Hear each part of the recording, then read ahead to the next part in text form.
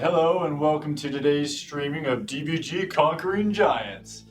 Today, we're just going to do something a little special. We wanted to bring in one of the developers for the game, DvG Conquering Giants, right? And his name is David. Now, as we're building out the prototype, we only allowed people named David to work on this game because we wanted them to be able to relate to the main character, to the player. That actually is true. There were lots of developers named David that were on this, and at the beginning it was only David's.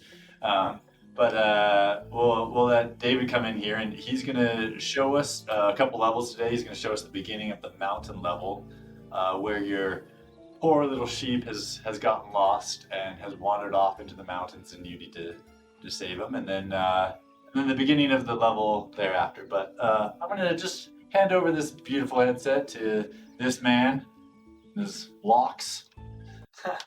Hello, I'm David Solomon. Go ahead and put this on. Okay, so today I'm going to be showing the beginning of the cave level and the beginning of the forest level. So,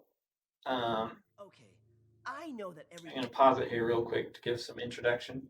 So, story-wise, David has, protected his flock in the pasture, and one sheep has escaped and ran up the mountain, so David runs off chasing the sheep, and we're now at the top of the mountain.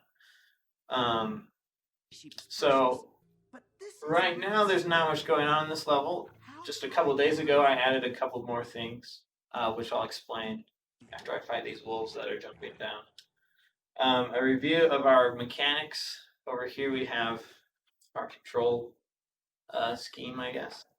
And so our main mechanic is the sling, which I'll show off in just a minute, which is this. Sorry, gotta get rid of those. So when I pull the trigger, it spawns a rock. It's all physics-based, so I can spin this around. Back to the pack. And fight wolves with it. I'll talk about a couple of the other mechanics after I don't have to worry about these guys.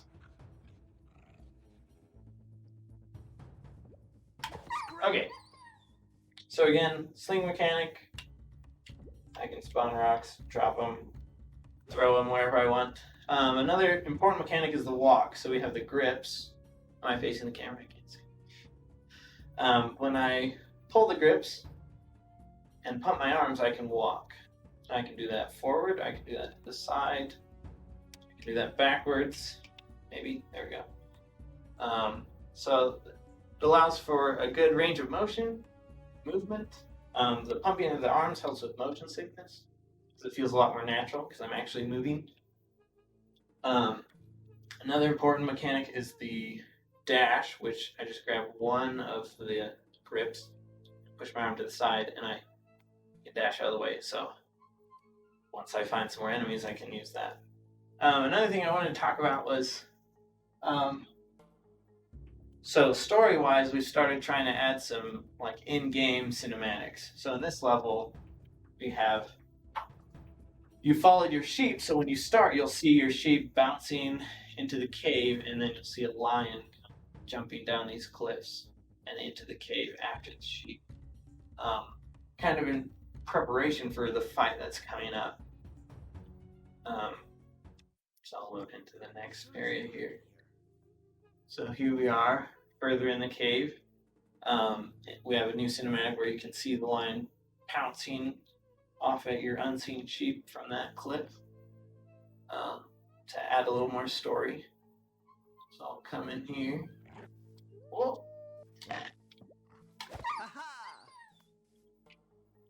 So we know there's wolves here. See one up there. There's one over there too. Get out of here. Okay, I don't see any more. Oh, more coming. Mazel tov. Oh. Ha-ha. Whoa. Scram. There you go. Okay. Oh. Ha-ha. Got just before he got me. And we can see our health on the wrist too, so I've taken 1 hit so far. So here we are, going further into the cave. Oh, 4 wolves. Oh. So that dash is really nice because it allows me to jump out of the way of the wolves' attacks. Oh, that time I did it too early. Take that. So, my job as a developer has mostly been the AI. So, all these wolves have been my project, making them respond properly here and in the Furball. previous level. Oh, come from behind. Oh. And I died. So this is our death screen.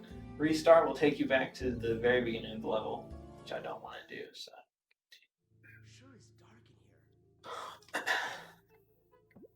Scram. now I know where they are a little more, so I can be better prepared.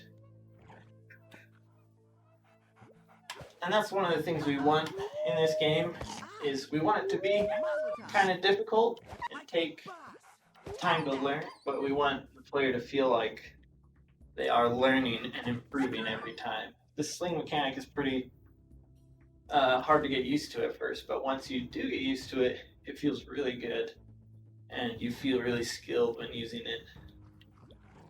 Oh, not this block. Mazel tov. Like a boss. Furball. Pow. Ow.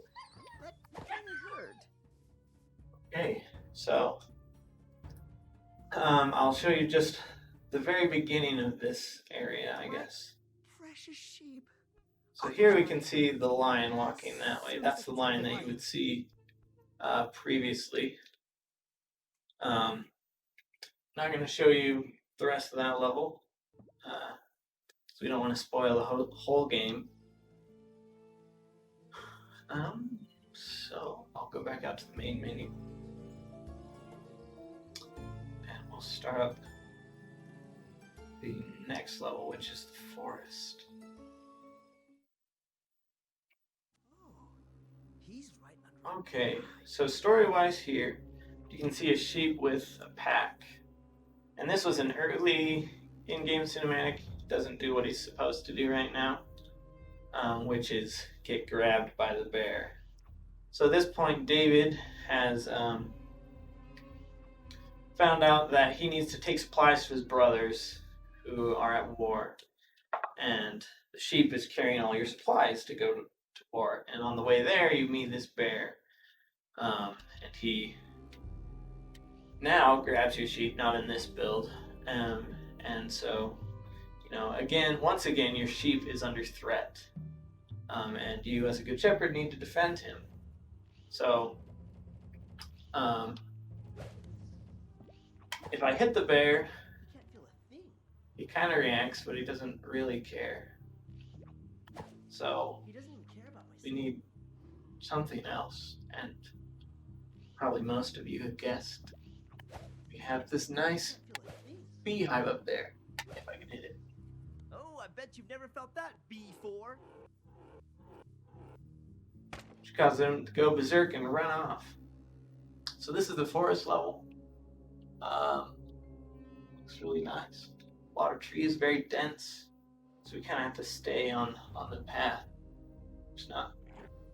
Oh, we have wolves.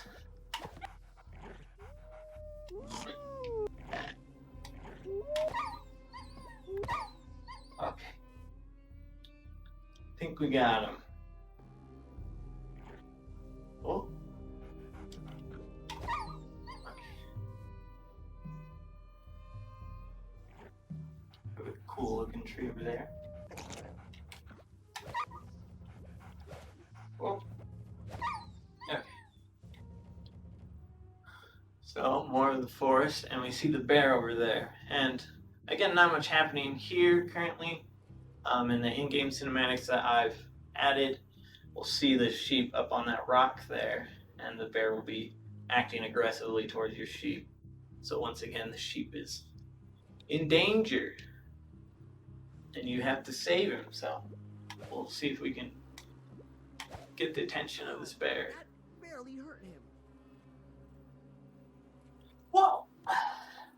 So now we know the bear throws things and charges at us.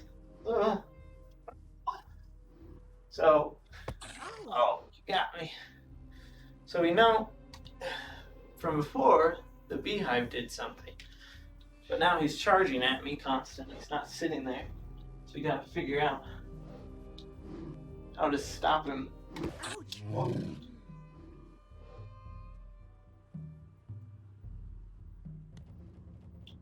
Okay, let's see. Whoa, that was a close one. Whoa. Okay, stop. Okay, that worked. You I better can just be drop the like- beehive on his head.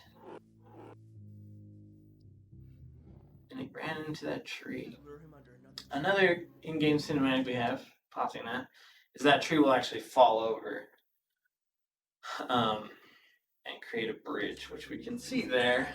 There's also probably going to be another not in-game cinematic, just some other cinematic that explains that fire that we can see there.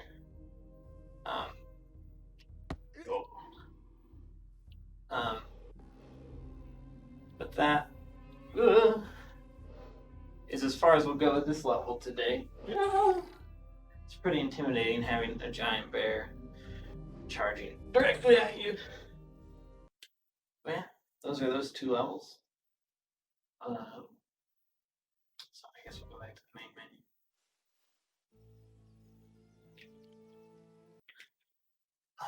All right. How much time do I have left?